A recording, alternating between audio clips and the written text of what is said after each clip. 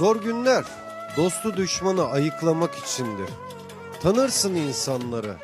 Kim dost, kim menfaat için yanında. Bu yüzden acı da olsa bazen iyidir zorla sınanmak. Herkes düştüğünü zanneder ama sen her ikisi hak ettiği yere koyarsın. Bir sevda oldun da gönlüme düştün. Bana baharı sen müjdelemiştin. Elimi tutup da gitmem demiştin. Ben seni hep benim bildiğimde sevdim. Verdim sana yüreğim hediye. Kaç şiir yazdım sen diye diye.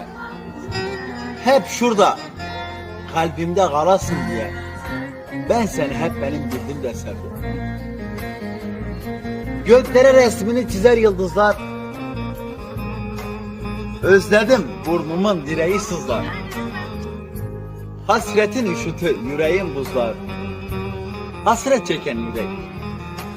çeken yürek iflah olur mu?